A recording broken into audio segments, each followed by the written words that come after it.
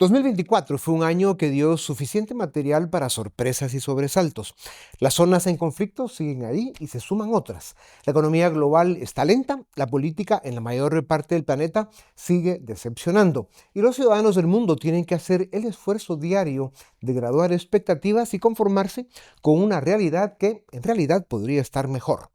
Para conversar sobre las páginas escritas que nos deja este año que termina, les presento a Iván Espinosa de los Monteros, ciudadano español, profesional de la economía y la empresa, con maestría en administración. Ocupó altos cargos en uno de los partidos políticos más importantes de España y fue diputado de las Cortes Generales.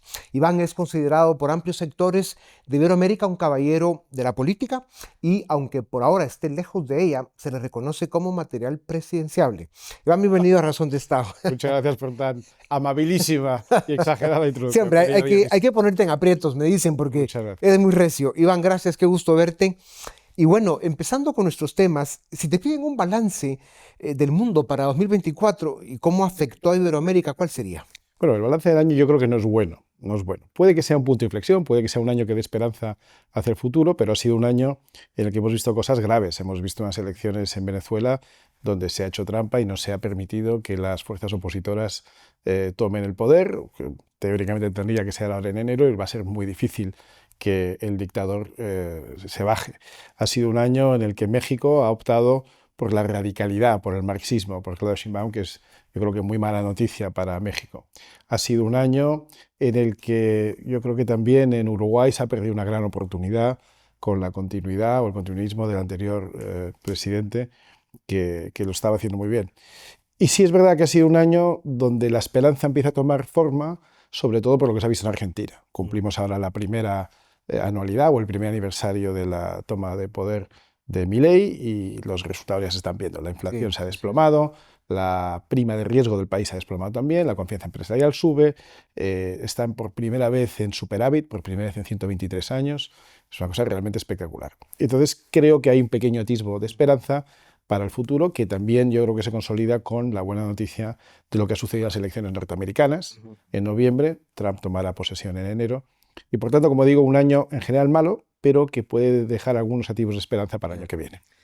En el rompecabezas geopolítico global, el inventario del caos está en Asia, Europa, Medio Oriente y América Latina. Un caos provocado principalmente por los políticos, por los dirigentes y por la indiferencia de las élites. Parte de África también está complicada y ahora Siria, que se suma, digamos, a un caos más complejo del que veremos que viene. Pronóstico reservado. ¿Qué papel juega Europa, especialmente España, de cara a esta complejidad global? España contribuye mucho al caos. España Sí. lamentablemente está en un momento muy feo. España es un gran país y tiene una historia que no hace falta explicar. Tiene un potencial de cara al futuro que creo que es gigante, pero estamos en un mal momento internamente, políticamente. Estamos en un momento en el que tenemos un presidente que es capaz de cualquier cosa y de aliarse con los peores aliados posibles para mantenerse en el poder, a pesar de que va sucesivamente perdiendo las elecciones.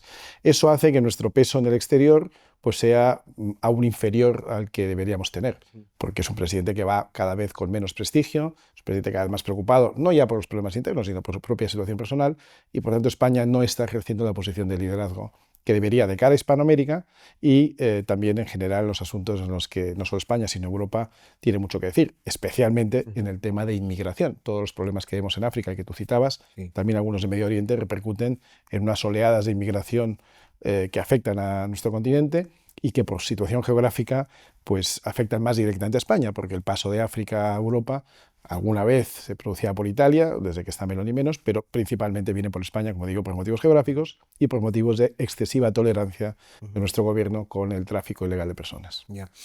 En América Latina, por el momento, Morena lleva a México por el camino del populismo autoritario de izquierda, de la mano del malformado eje del mal, Pekín, Moscú, Teherán. Brasil baila las mismas canciones, el resto de América Latina, con tal vez 7 excepciones en toda la región, parece causa perdida. En ese contexto global, Iván, ¿por qué es determinante para Iberoamérica que Milei tenga éxito en Argentina y que Edmundo González, presidente electo de Venezuela, tome posesión del cargo el 10 de enero? Bueno, que Edmundo González tome posesión es importante simplemente para que se cumplan las reglas del juego democrático, cosa que lamentablemente no es de esperar en Venezuela. Venezuela es un país además dirigido por control remoto desde Cuba. Cuba es el auténtico cerebro de la bestia de todas estas barbaridades que suceden en Hispanoamérica, lidera el Foro de Sao Paulo o el Grupo de Puebla, porque Cuba es un país que tiene mucha capacidad de hacer el mal, mucha inteligencia aplicada al mal, y va entrando pues no solo en Cuba, sino también en Colombia. Yo creo que la decisión de los colombianos de elegir también a un radical de izquierdas pues no ha sido muy buena idea. Boric en Chile es un producto también de la inteligencia cubana. En fin, todas estas iniciativas que Cuba va ejecutando por toda Hispanoamérica tiene consecuencias muy graves. ¿Por qué es importante que gane, que se conozcan los éxitos de Milei?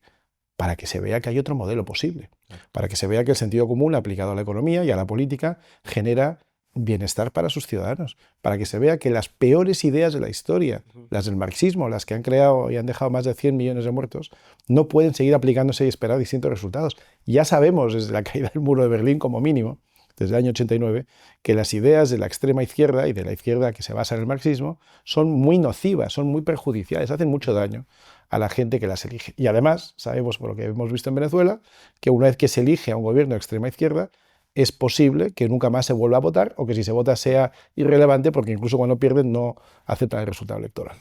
Y van las que todavía se llaman democracias en el G20, que suman el 90% del Producto Bruto Mundial. Son democracias que han venido sufriendo un deterioro, sus instituciones se han debilitado, se están cerrando espacios de libertad en demasiados de estos países. ¿Sufre el mundo una mala racha democrática? ¿Qué pasará? ¿Cómo se rescata el rumbo de las democracias liberales clásicas para que el mundo tenga oportunidad? Es muy difícil, pero hay que empezar a actuar sobre ello. ¿Qué es lo que hay que hacer?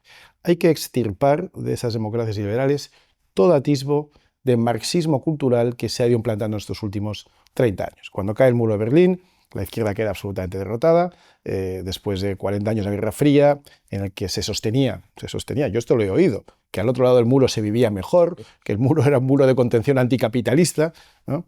Cuando cae el muro de Berlín y vemos que mucha gente corre, pero todo el mundo corre en el mismo sentido, y podemos atisbar lo que hay al otro lado, pero nos damos cuenta que lo que hay es pobreza, represión, miseria, desconocimiento, en fin. Y de este lado, del lado liberal, del lado democrático, del lado del capitalismo, pues hay algunos problemas, pero es la sociedad más avanzada del mundo, no hay ninguna duda. Las sociedades más avanzadas, con más esperanza de vida, con más prosperidad, con menos pobreza, son las sociedades liberales en el sentido democrático y capitalista. ¿Qué es lo que hay que hacer?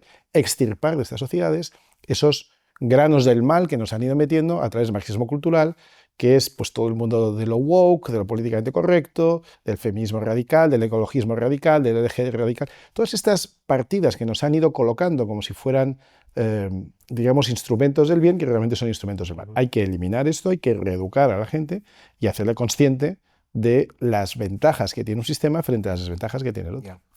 Pues por el bien de Iberoamérica, ojalá que tu distancia a la política sea temporal. Muchísimas Iván, gracias, querido. qué gusto verte siempre y gracias de verdad. Gracias. Sigue muy presente en todas las mesas del debate público. El mundo te necesita.